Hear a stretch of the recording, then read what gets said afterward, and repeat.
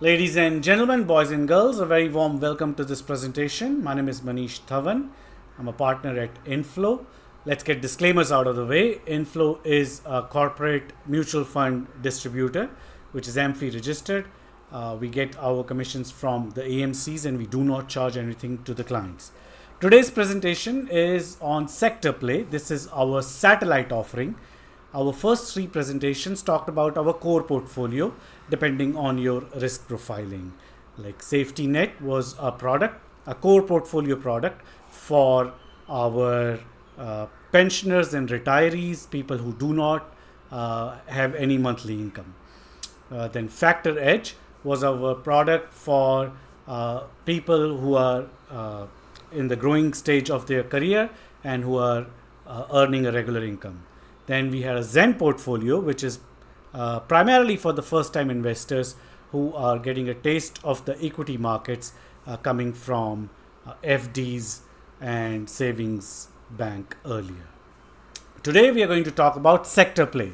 This is our satellite offering which complements the core portfolio, and both of them together create a smoother equity curve, which is primarily our effort at Inflow. Create such equity curves which are so smooth that our clients don't leave the party midway and enjoy the compounding journey throughout. SectorPlay is basically algorithms that hunt alpha across sectors, themes, and borders. So it's not necessarily confined to sectors. The algorithm is searching for opportunities arising out of any theme or even borders, let's say China or Brazil or United States. Right. So where did the problem come from, and what are we exactly solving? So this is a pretty interesting exercise that we did. We collated mutual fund portfolio data from our existing clients when we were running the advisory, Mystic Wealth, Momentum, and Value, and the synopsis was pretty interesting. One of the things that we figured was that invariably almost every mutual fund portfolio was over diversified. I mean, 7 to 10 flexi caps generally divided between various market caps. For all practical purposes, all our clients had bought the entire market itself. So the diversification was crazy. None of them are buying mutual funds basis the factor exposure. They're just buying the entire market. And when, of course, when you buy the entire market, your returns cannot exceed the market, which will be subpar. Second thing that we noticed while doing this analysis was the recency bias. Now, investors chase hot sectors, and we realized that they've invariably bought the most hot sector of that time. Like 2023, they bought the defense. Now, maybe it's their own portfolio or of their advisors, which is even worse. Invariably, the recency bias was very visible. Like looking at it, you get a feeling that you're watching the aftermath of a battlefield, the skeletons lying here and there, like infra bought at the worst possible time, real estate bought in 2008, वो वहाँ का कचरा भी अभी पड़ा हुआ है, the latest defense bought in 2023, and so on and so forth. Another thing that we noticed was that hardly anyone had overseas exposure.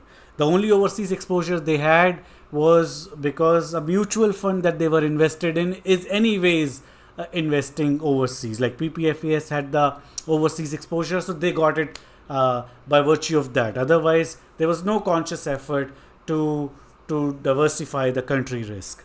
And which happens, we overestimate India. We are Indians, so we are proud of our nation or whatever.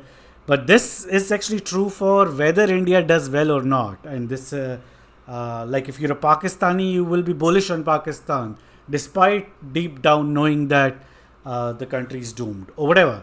The point is, this has been more evident last year when we saw China giving 70% return and India doing nothing. And majority of in fact 99% of the folios had no China exposure. What happens is that the result of all this recency bias and home country bias and over diversification is that you get very mediocre returns and behavioral whiplash. What that means is that because you've bought it at such a bad time, invariably you will sell it at the bad time as well, because you'll panic, because you had no cushion or margin of safety. And so this is the core idea of sector play. The core idea, very well explained by Wayne Gretzky, the ice hockey player.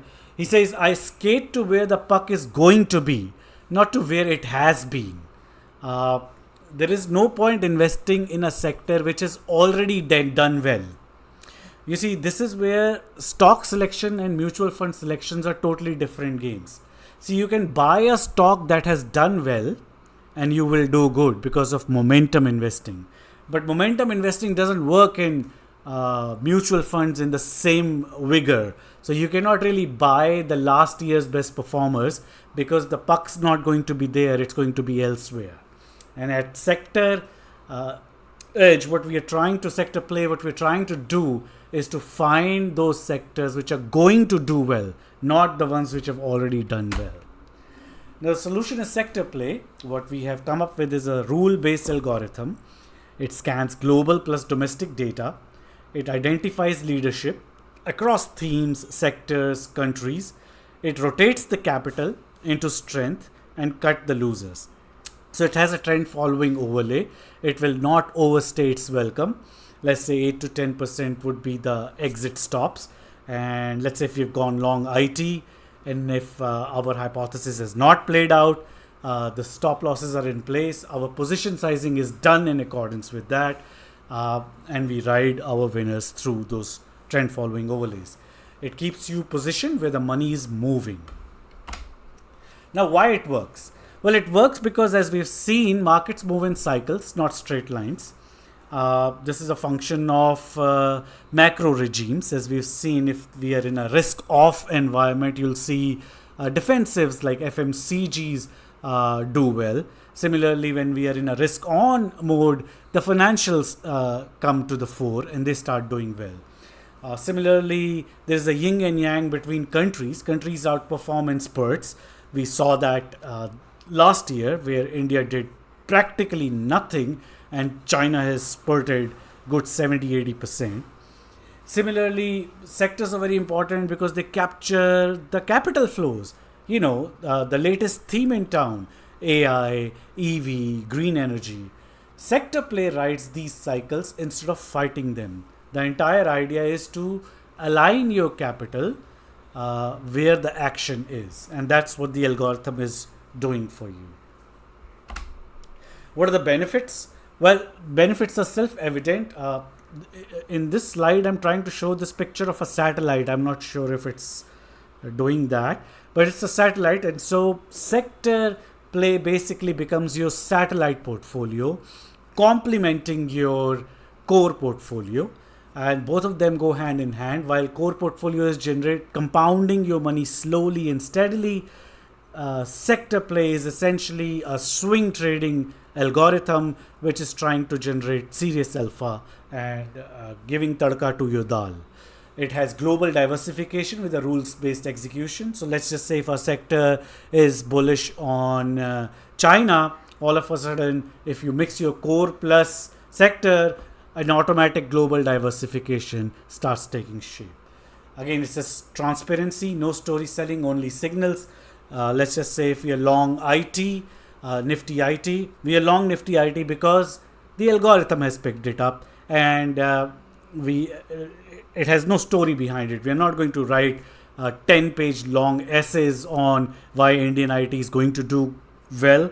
It's price-based action where our algorithm is just going to ride the trend. We are here to make money, not do our PhD. It has a tactical overlay, so it enhances your core allocation. And because of the tactical overlay, it is quick at exiting if it's wrong. How to access it? Well, the way to access it is same as the core portfolio. SectorPlay is available via Inflow Mutual Fund distribution platform. It's transparent, rule-based, and scalable. You can contact us at info@inflowealth.com. Uh, Inflowealth is also available on Twitter. Just say a hi and we'll get in touch with you. Thank you.